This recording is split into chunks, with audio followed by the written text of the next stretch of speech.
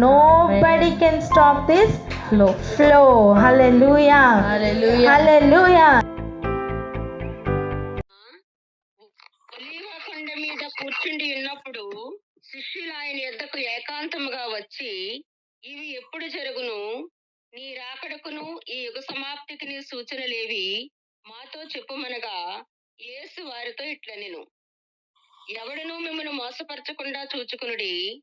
అనేకులు నా పేరట వచ్చి నేనే క్రీస్తునని చెప్పి పలువురిని మోసపరిచెదరు. మరియు మీరు యుద్ధములను గూర్చియు యుద్ధ సమాచారములను గూర్చియు వినబోదురు. మీరు కలవరపడకుండా చూచుకునుడి. ఇవి జరగవలసినవి కానీ అంతము వెంటనే రాదు. చాలండి, చాలు సిస్టర్. ఇక్కడ చూడండి, రాతి మీద రాయి ఒక్కటైనను ఉండదు అని చెప్పి ప్రభు చెప్పిన తర్వాత ఒలీవల కొండ మీదకి ఎక్కి ఆయన ఉన్నారట. ఆయన కూర్చుని ఉన్నప్పుడు, ఒలీవల కొండ మీద కూర్చున్నప్పుడు చూడండి, మత్తయి సువార్త 24:3 శిష్యులు ఆయన యొద్దకు వచ్చి ఏకాంతముగా వచ్చారట. శిష్యులు ఎలా వచ్చారండి? ఏకాంతముగా వచ్చారట. వచ్చి ఆయన అడుగుతున్నారు కొన్ని ప్రశ్నలు. ఇవి ఎప్పుడు జరుగుతాయి? నీ రాకడికి నీ యుగ సమాప్తికి ఏంటయ్యా సూచనలు? మేము ఎలా గుర్తుపట్టాలి? మాకు ఎలా తెలుస్తుంది? ఇవన్నీ ఎప్పుడు జరుగుతాయి? నువ్వు చెప్పిన మాటలు మాకు అర్థమవుతున్నాయి కానీ ఇవి ఎప్పుడు జరుగుతాయి అని ఒక ప్రశ్నతో వాళ్ళు వచ్చారు. కానీ ఒక విషయం గమనించండి, వారితో ప్రభు చెప్పిన మాట 24 మనం కొన్ని మాటలు అర్థం చేసుకునే ఇక్కడికి రావాలి. అదేంటంటే, యేసట దేవాలయం నుండి బయలుదేరి వెళ్ళుచుండగా. చూడండి, బయలుదేరి ఎప్పుడు వెళ్తారు? దేవాలయంలో పని ముగించిన తర్వాత కదా బయలుదేరి వెళ్తారు. ఒకవేళ దేవాలయమునకు వెళ్తుంటే ఆరాధన కొరకు వెళ్తున్నట్టుగా మనకు అర్థమవుతుంది. కానీ ఇప్పుడు పరిస్థితి ఏంటంటే, దేవాలయంలో పని అయిపోయింది, అక్కడి నుంచి బయలుదేరి బయటికి వెళ్తున్నారు. మనం కూడా చూడండి, చాలాసార్లు ఆరాధన కొరకు వెళ్ళిన తర్వాత ఆరాధన ముగించుకునేంత వరకు చాలా శ్రద్ధగా, చాలా భద్రతతో, చాలా బాగా నిబద్ధతతో ఉంటాం కదా. మనం బయటికి వచ్చేటప్పుడు మన మైండ్ ఎలా ఉంటుంది? అమ్మయ్య అయిపోయింది అని ఇక మన పని పాటల్లోకి మనం వెళ్ళొచ్చు, లేదా త్వరగా లేదా ఆదివారం అంతా దేవునిలో ఉండి మిగిలిన దినాలన్నీ లోకంలో ఉండి, ఇటువంటి అనుభవాలు అనేకులకు ఉండొచ్చు. కానీ ఈరోజు ఇక్కడ పరిస్థితి ఒకసారి ఆలోచించండి. దేవాలయం నుండి బయటికి వస్తున్న సమయం, శిష్యుల ఆలోచనలు ఎలా ఉన్నాయి, దేవుని ఆలోచన ఎలా ఉంది కూడా మనం ఈరోజు చూడబోతున్నాం. అక్కడ శిష్యులు చెప్తున్నారు, ఈ దేవాలయపు కట్టడములు ఆయనకు చూపిస్తూ వచ్చారట. ఏ దేవాలయం? ఆయన అంతవరకు ఉన్న దేవాలయం. ఇప్పుడు ఒక మాట చూడండి, శిష్యులు చూసిన అదే దేవాలయం యేసుప్రభు చూడలేదా? చూసారా లేదా? చూశారు. కానీ శిష్యుల కనుదృష్టి దేని మీద ఉంది తెలుసా? ఆ దేవాలయం మీద ఉంది. ఆ దేవాలయం మీద ఉండడమే కాదు, ఆ కట్టడముల మీద, దానిని బట్టి అతిశయిస్తూ ఉన్నారండి. ఆ దేవాలయమును బట్టి అతిశయిస్తున్న వారిని ప్రభు ఏం చెప్తున్నారో చూడండి. ఆ దేవాలయంను బట్టి అంతగా అతిశయిస్తున్న వారిని చూసి అందుకు ఆయన 2వ వచనం, మీరు ఇవన్నీ చూచుచున్నారు కదా, రాతి మీద రాయి ఒక్కటైనను ఇక్కడ నిలిచి ఉండకుండా పడద్రోయబడునని మీతో నిశ్చయముగా చెప్పుచున్నాను అని వారితో అనెను. ఈ ఏరియా మనకు అర్థం అవ్వాలి. కట్టడములను చూస్తూ, రాళ్లను గురించి అతిశయపడుతూ, అక్కడ ఉన్న ఆ మందిరం యొక్క మహిమను బట్టి నువ్వు అతిశయపడుతూ ఉన్నావు కదా. శిష్యులతో చెప్తున్నమాట. ఇక్కడ రాతి మీద రాయి ఒక్కటి కూడా నిలవకుండా అయిపోతుంది. ఎందుకు ప్రభు అలా చెప్పారు? చూడండి, మనం ఒక గొప్ప ఇంటి గురించి గొప్పగా ఫీల్ అవుతున్నాం అనుకోండి, ఈ ఇల్లు నువ్వు చూస్తున్నావే ఇది కూలిపోతుంది అంటే వారికి ఎలా అనిపిస్తుందండి? ఒకసారి ఆలోచించండి, వారి మనసు ఎలా అయిపోతుంది? కలవరపడదా? పడుతుంది. ఖచ్చితంగా అటువంటి కలవరమే ఆ రోజు శిష్యుల్లో కూడా వచ్చింది. దీనికి గల కారణం ఇక్కడే ఆగి 2 విషయాలు కూడా మనం నేర్చుకుని ముందుకు వెళ్దాం. అదేంటంటే, రాతి మీద రాయి నిలువకుండా పడిపోతుంది అని చెప్పిన యేసు ప్రభు యొక్క మాట ఫిజికల్గా 70 నెరవేరింది. ఆ మందిరం అలాగనే కూలిపోయింది. అందుకనే ఇప్పుడు అక్కడ మందిరం లేదు. యేసు ప్రభు వారు చూపిస్తున్న ఈ మందిరం ఎవరి చేత కట్టబడింది? సొలొమోను రాజు చేత కట్టబడింది. దావీదు తర్వాత సొలొమోను రాజు కట్టించిన మందిరం గురించే వీరు మాట్లాడుతున్న ఈ మందిరం అనుకుంటున్నారా? కాదు, మధ్యలో ఇంకొక మందిరం వచ్చింది. ఎప్పుడు నెబుకద్నెజర్ రాజు ఒక మందిరాన్ని కూల్చివేశాడు చూసారా? ఆ మందిరం మొదటి మందిరం. మరి ఈ మందిరం ఎవరి చేత కట్టబడింది అంటే, జెరుబ్బాబెలు వాళ్ళ కాలంలో కట్టబడిన మందిరమే ఈ మందిరం. జెరుబ్బాబెలు వాళ్ళ కాలంలో మందిరం మరలా కట్టబడింది కదా. ఆ మందిరం గురించి పలుకుతున్న మాటలే యేసు ప్రభు పలుకుతున్న మందిరపు మాటలు. ఏమని చెప్తున్నారు? రాతి మీద రాయి ఒక్కటైనా ఉండదట. జెరుబ్బాబెలు వాళ్ళ కాలంలో ఎంత కష్టపడి ఈ మందిరాన్ని కట్టారో తెలుసా? ఈ చరిత్రను తెలుసుకున్న శిష్యులే ఈ రాళ్లను చూపించి చెప్తున్నారు, ఈ కట్టడాలు చూసావా ఎంత గొప్పగా ఉన్నాయి అని చూపిస్తుంటే యేసు ప్రభు వారు అది కూలిపోతుంది అని చెప్తున్నారండి. ఎందుకు అలా చెప్తున్నారు? వాళ్ళ లోపల ఆలోచన పుట్టాలి. మరి ఆయన మందిరంకు వ్యతిరేకియా? కాదే. ఆయన చూస్తున్నది ఆత్మ సంబంధమైన మందిరం, ఇంకా శ్రేష్టమైన మందిరాన్ని ఆయన చూస్తున్నారు. మొదటి మందిరం కంటే కూడా ఇంకా మహిమ కలిగిన మందిరాన్ని ఆయన చూస్తున్నారండి. మన మనుషుల యొక్క దృష్టి, కనుదృష్టి ఈ ఫిజికల్ థింగ్స్ మీద ఆగిపోకూడదు అనే ఒక పాఠాన్ని అక్కడ నేర్పిస్తున్నారు. ఏది దృశ్యమైనదో అది అనిత్యం. అర్థం, కంటికి కనిపిస్తున్నవన్నీ కూడా అక్కడ అనిత్యములు, అంటే టెంపరరీ థింగ్స్ అన్నమాట, పర్మనెంట్ కాదు. మరి కంటికి కనపడనివి పర్మనెంట్ థింగ్స్. ఈరోజు మన బాడీలో ఒకసారి ఆలోచించండి, మన శరీరంలో ఒకసారి ఆలోచించండి. మన శరీరం ఏదైతే కంటికి కనిపిస్తుందో అది టెంపరరీ. మనం చనిపోయినప్పుడు మన్ను వలె మళ్ళీ మన్ను అయిపోతుంది.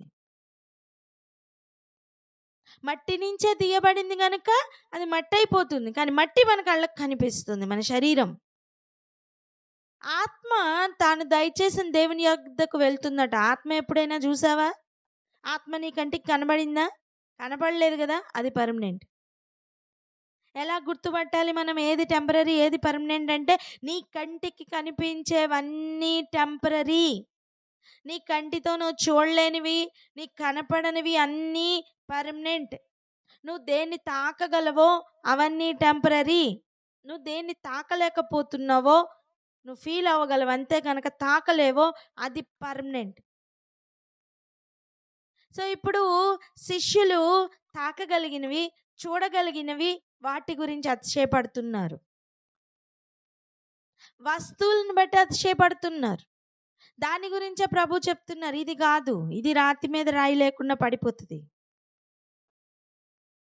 నీకు పర్మనెంట్ థింగ్స్ వేరు, వాటి మీద మనస్సు పెట్టండి. అదే ఆత్మ సంబంధమైన మందిరం. Amen, amen. అయితే శిష్యులకు ఈరోజు అర్థమైంది, ఓకే ఈయన ఏదో చెప్తున్నారు, రాతి మీద రాయి ఉండకుండా పడిపోతుందట.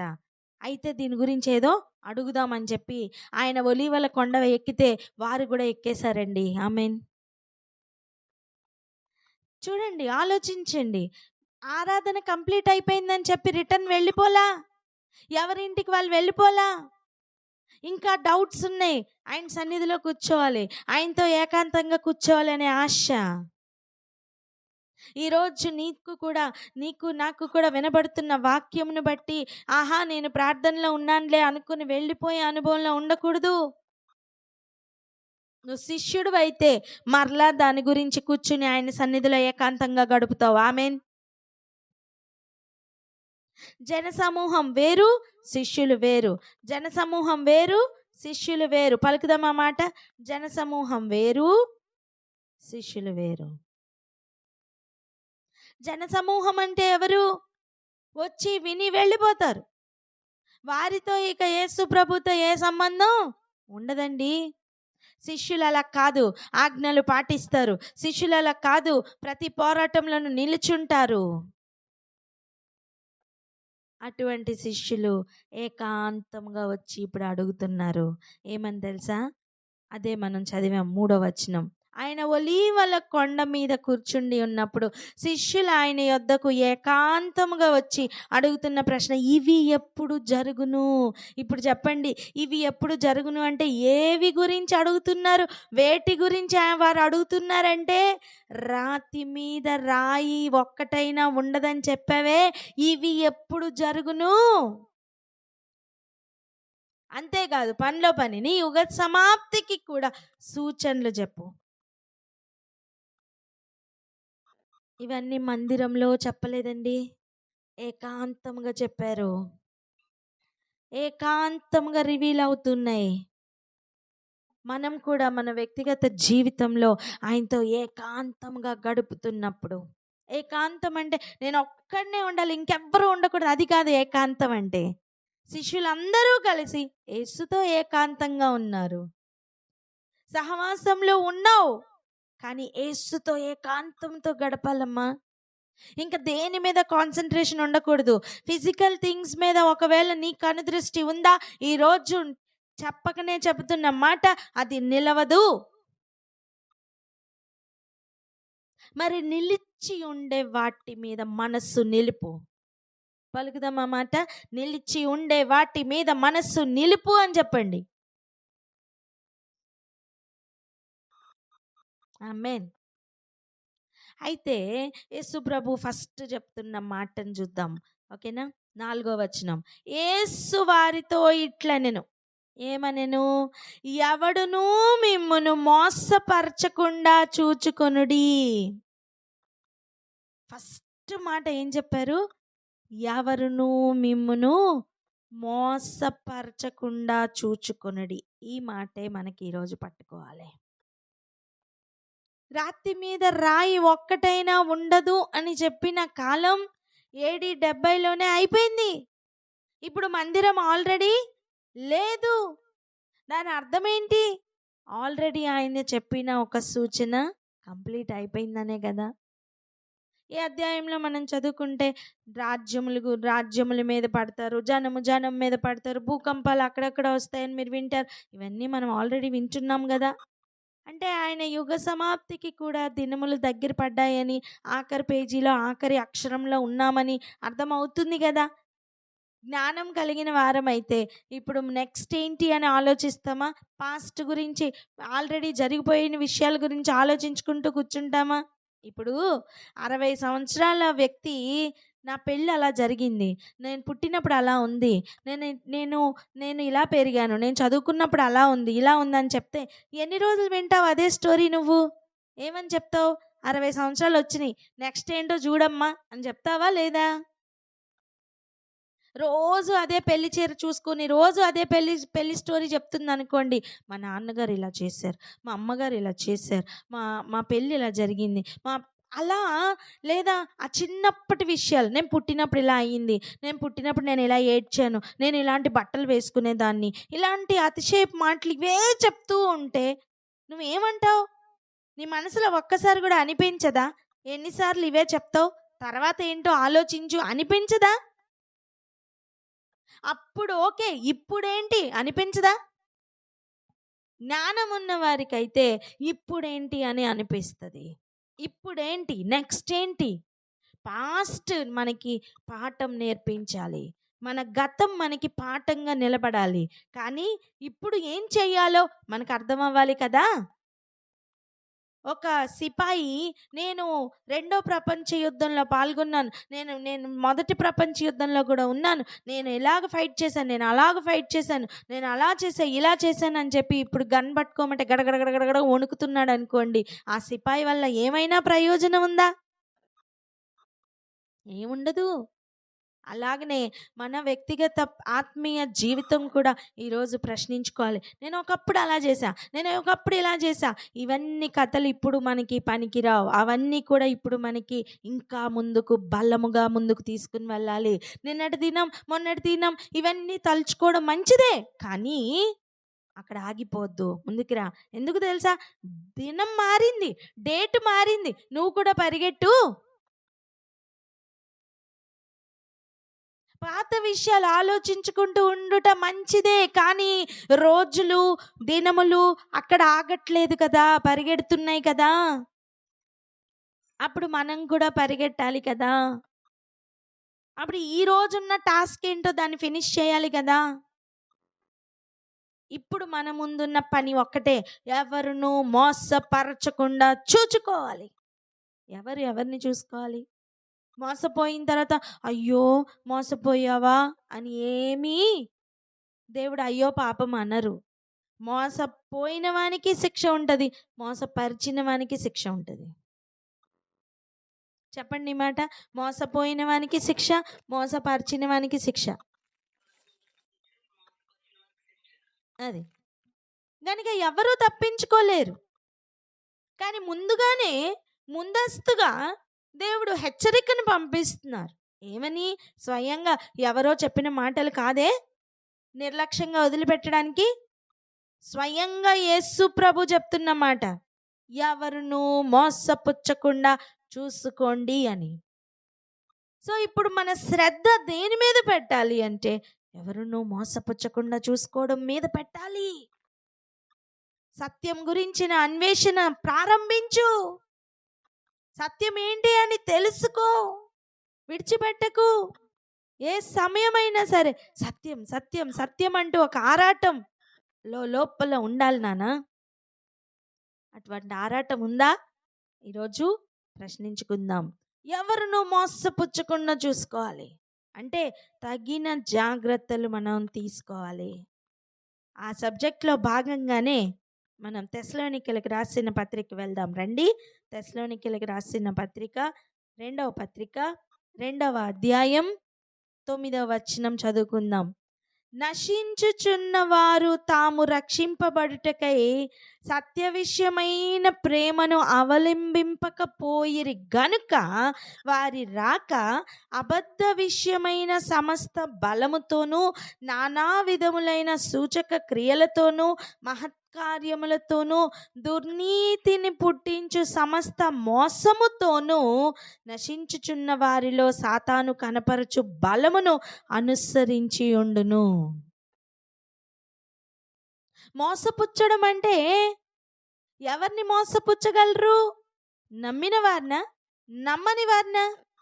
నమ్మిన వారినే. కానీ ఎరుగకుండుట చేత మోసపోతాం, తెలియకపోవడం వలన మోసపోతూ ఉంటాం. నా జనులు జ్ఞానం లేకయే నశించిపోతున్నారంటున్నారు దేవుడు. నాకెందుకులేండి అంటే మోసపోతామండి. చూడండి ఇక్కడట దుర్నీతిని పుట్టించు సమస్త మోసంతోనూ నశించుచున్న వారిలో సాతాను కనపరచు బలము ఉంటుందట. దాన్ని అనుసరించే ఈ మార్గం ఉంటుంది. సూటిగా కొన్ని విషయాలను ఈరోజు మాట్లాడుకుందాం, హృదయాలను సిద్ధపరచుకుందాం. హెబ్రీయులకి రాసిన పత్రిక చూడండి. హెబ్రీయులకు రాసిన పత్రిక 2వ అధ్యాయం 3వ వచనం చూడండి. ఇంత గొప్ప రక్షణను మనం నిర్లక్ష్యం చేసిన ఎడల ఎలాగు తప్పించుకుందుము?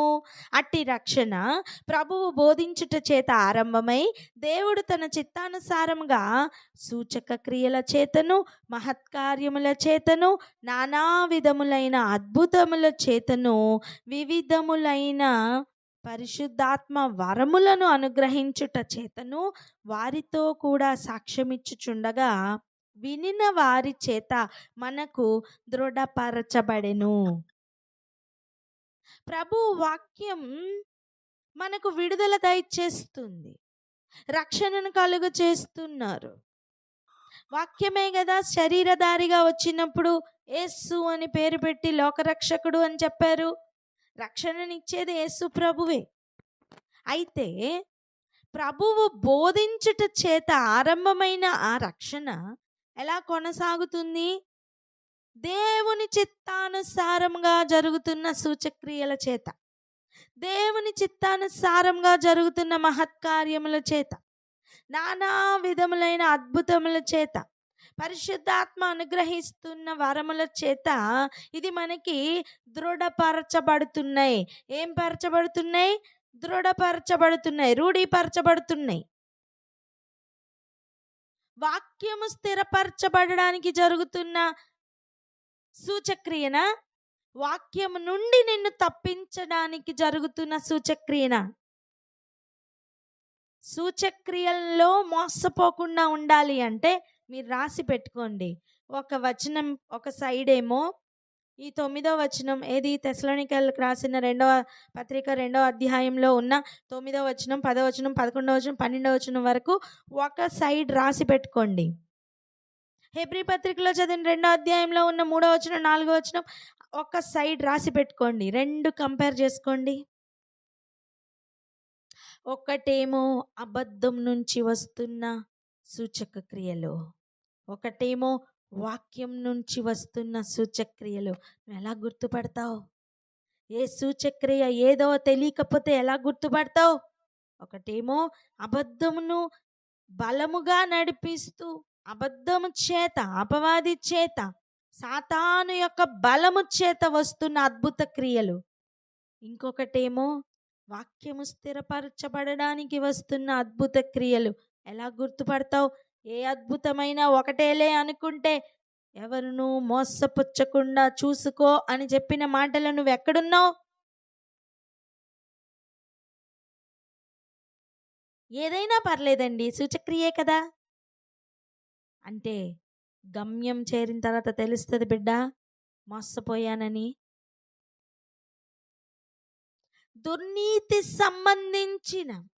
దుర్నీతికి సంబంధించిన క్రియలు జరుగుతున్నాయా? గుర్తుపట్టు. దేవుని నీతిని నెరవేర్చట్లేదా? గుర్తుపట్టు. ఒకవేళ గుర్తుపట్టకపోతే ఒక డేంజర్ జోన్ ఉంది తెలుసా? మోసపోవడానికి దేవుడు విడిచిపెట్టేస్తారట.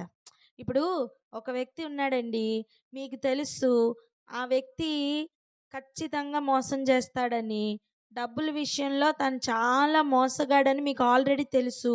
ఒక కొత్త వ్యక్తి ఆ మోసంలో పడిపోతున్నాడు. మీరు చెప్తారు మోసపోకమ్మా అని. మోసపోతావు, మాకు తెలుసు ఆల్రెడీ అని చెప్పినప్పుడు ఆ కొత్త వ్యక్తిని మాట వినకుండా వాడికే వెళ్ళి నువ్వంట నన్ను మోసం చేస్తావని, ఇదిగో పలానా వ్యక్తి నన్ను చెప్పారు అని చెప్పి మనల్నే చూపించాడు అనుకో, నువ్వేం చేస్తావు? మళ్ళీ చెప్తావా? పోతే పో, నీ ఇష్టం, నీ నీ నీ నీ నీ మూర్ఖానికి నిన్నే వదిలేస్తున్నానని చెప్పి నువ్వు వదిలేవా? వదిలేస్తావు కదా. అలాగనే దేవుడు కూడా విడిచిపెట్టేస్తారట. చదువుకుందాం ఆ మాట రండి. తెస్సలోనికైలకు రాసిన 2వ పత్రిక 2వ అధ్యాయం 11వ వచనం చూడండి. ఇందుచేత సత్యమును నమ్మక దుర్నీతి యందు అభిలాష గలవారందరూ. ఇందుచేత సత్యమును నమ్మట్లేదు. సత్యం ఏం చెప్తుంది? ఏది అబద్ధమో దాన్ని చూపిస్తుందండి, ఏది సత్యమో దాన్ని సత్యమే అని చూపిస్తుందండి. సత్యమును నమ్మకుండా అబద్ధము మీద ఉన్న అభిలాషతో, ఆశతో అబద్ధములనే వెతుకుతూ దుర్నీతి సంబంధమైన వాటినే సత్యం అన్నట్టుగా వెళ్ళిపోతున్న వారి గురించి ప్రభు చెప్తున్న మాట చూడండి. దుర్నీతి యందు అభిలాష గలవారందరూ. ఆ మాటను అండర్లైన్ చేయండి. దుర్నీతి యందు అభిలాష గలవారు అంటే నీతి నెరవేర్చబడకుండా దుర్నీతిలో ఆశ కలిగి అందులో సంతోషిస్తున్న వారందరూ శిక్షావిధి పొందుటకై, అంటే శిక్షను పొందడానికి, విధించబడిన న్యాయ తీర్పును పొందడానికి, అబద్ధమును నమ్మునట్లు మోసము చేయు శక్తిని దేవుడు వారికి పంపుచున్నాడు. దేవుడే విడిచిపెట్టేస్తారండి. సరే పో నమ్ము, వాడినే నమ్మని చెప్పి నువ్వు విడిచిపెడతావు చూడు, అలా దేవుడు కూడా విడిచిపెట్టేస్తారట. దీనికి కారణం ఏంటి? హృదయం లోపల అభిలాష. దేని మీద? నీతి నెరవేర్చబడుతున్నప్పుడు విసుగు, నీతిలో నడవడానికి విసుగు, కోపం. కానీ దుర్నీతి సంబంధమైన విషయాల మీద ఆశ ఎక్కువ, సంతోషం ఎక్కువ. ఒక మాట చెప్పనా? ఒక పెద్ద లైన్లో నించున్నాం అనుకోండి, ఒక పెద్ద లైన్లో నించున్నాం. హాస్పిటల్స్కి వెళ్ళినప్పుడు కానీ, బ్యాంక్లో వెళ్ళినప్పుడు కానీ, అసలు లైన్ ఎక్కడి వరకు ఉందంటే ఒక 100-200 మంది ఉన్నారు. అక్కడ మనం ఖచ్చితంగా ఒక 2-3 గంటలు నించోవాలనుకోండి. కానీ అడ్డదారిలో వెళ్తూ డబ్బులు లంచం ఇస్తే 1 నిమిషంలో అయిపోద్ది ఆ పని అనుకోండి. ఇప్పుడు లైన్లో నించోడానికి విసుగు, కోపం, చిరాకు ఇవన్నీ వస్తున్నాయి అనుకోండి. నీతిని నెరవేర్చడానికి చిరాకు.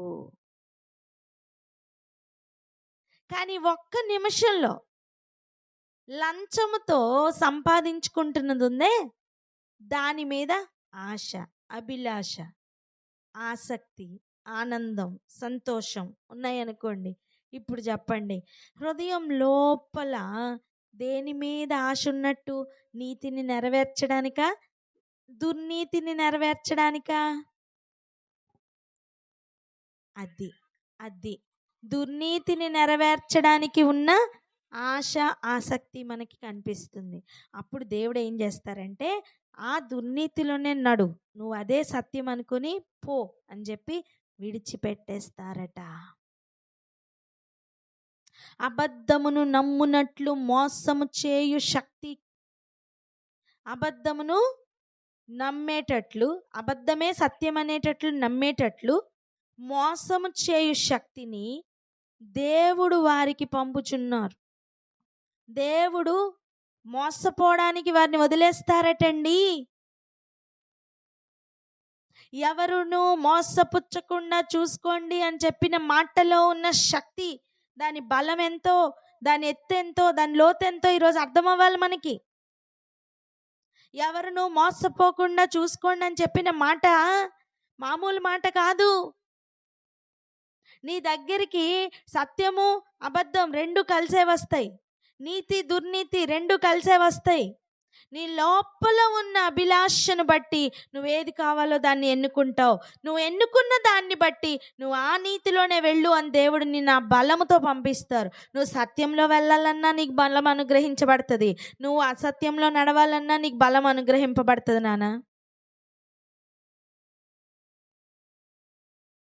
మోసపోకుండా చూసుకుందాం. పలుకుదాం ఆ మాట, మోసపోకుండా చూసుకుందాం. ఎందుకు మోసపోతాం అంటున్నారంటే, 2 ఒకేలా కనిపిస్తాయి. వాక్యపు నెరవేర్పు అద్భుతములతోనూ సూచక్రియలతోనూ ఉంటుంది. దుర్నీతి నెరవేర్పు కూడా అద్భుతములతోనూ సూచక్రియలతోనూ ఉంటుంది. ఈరోజు మోసపోకూడదు అంటే దేవుడు అనుగ్రహించు కృపతో తప్ప, దేవుడు అనుగ్రహించు శక్తితో తప్ప నువ్వు దేనిని గుర్తుపట్టలేవు. ఒకటే ఒక క్లూ ఉంది, ఏంటి తెలుసా?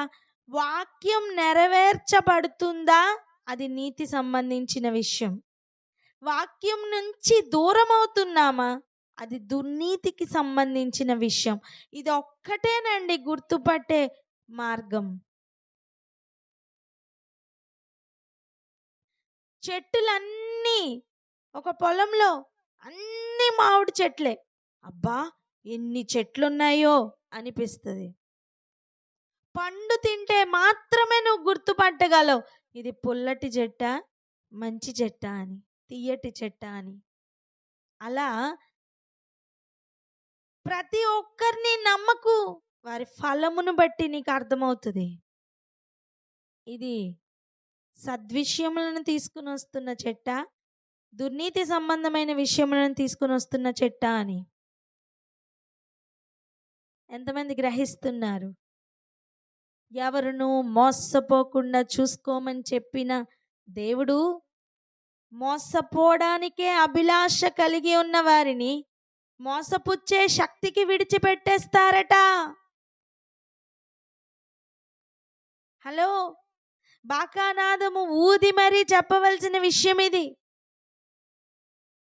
ఒక వ్యక్తి స్పీడ్గా, ఎంత స్పీడ్లో అంటే 150 స్పీడ్లో ఒక హైవే మీద వెళ్ళిపోతున్నాడు అనుకోండి. ఇటువంటి ఒక సైన్ బోర్డ్, ఒక పెద్ద హార్డింగ్ పైన మనకి కడతారు చూడండి, పెద్ద పెద్ద వాల్ పోస్టుల లాగా కడతారు చూడండి. అటువంటి దాని మీద ఇటువంటి మాట రాసి ఉంటే ఆ వ్యక్తి అమ్మో నేను గమ్యంకి చేరట్లేదని వెనక్కి వెళ్తాడు కదా. అలా మోసపోవడానికి వెళ్తున్న వ్యక్తికి కూడా సత్యం ఏదో కనిపిస్తే బాబోయ్ అనుకుని మోసపుచ్చుకోకుండా జాగ్రత్త పడవలసిన విషయం ఇది.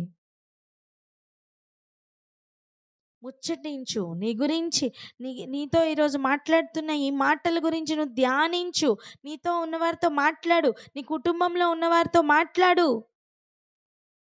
సత్య విషయమైన నీతిని నెరవేర్చే విషయమైన వాక్యమును స్థిరపరచడానికి, వాక్యమును నెరవేర్చడానికి వస్తున్న క్రియలు కూడా ఎలా ఉంటాయి, దుర్నీతి సంబంధమైన విషయాలు ఎలా ఉంటాయి, దుర్నీతిని నెరవేర్చడానికి ఒకవేళ ఆశ అభిలాష ఉంటే దేవుడు ఇలా ఆ మోసానికే విడిచిపెట్టేస్తారని హెచ్చరించు, మాట్లాడు.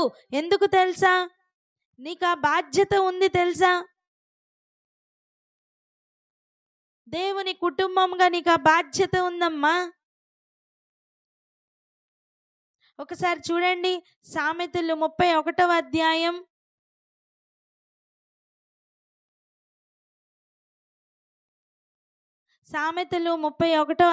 27వ వచనం ఒకసారి చూడండి. ఆమె తన ఇంటి వారి నడతలను బాగుగా కనిపెట్టును. తన ఇంటి వారి నడతలను బాగుగా కనిపెట్టును.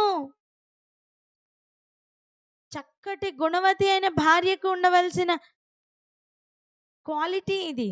ఈరోజు క్రీస్తుకు వధువుగా, భార్యగా సిద్ధపడుతున్నావా? అయితే నీకున్న బాధ్యతేనమ్మా. ఒక స్త్రీయా పురుషుడా అని కాదు, సంఘం స్త్రీతోనే కదా పోల్చబడింది. సంఘమే కదా ఇప్పుడు అలంకరించబడుతుంది. మోసపోకుండా చూసుకోవాలి. ఎవరు? సంఘం. ఆమె తన ఇంటి వారి నడతలను బాగుగా కనిపెట్టును. దుర్నీతి సంబంధమైన విషయంలో గనక సంతోషం ఉన్నవారు కనిపిస్తే హెచ్చరించు. ఒకసారి చెప్పు, 2 సార్లు చెప్పు. దేవుడు విడిచిపెట్టమంటే వదిలే. నీ ఇంటి వారికి, ఫిజికల్గా ఇప్పుడున్న ఇంటి వారికి చెప్పు. మాట వింటే, బ్రతుకును మార్చుకుంటే, మార్గము త్రిప్పుకుంటే బాగుపడతారు. ఎంత పని ఉంది తెలుసా? ఎంత బాధ్యత ఉందో తెలుసా? మొట్టమొదటిగా మనం మోసపోకుండా జాగ్రత్త పడాలి. తర్వాత తన ఇంటి వారి నడతలను బాగుగా కనిపెట్టాలి. దేవుడి మాటలను దీవించునుగాక. ఆమేన్.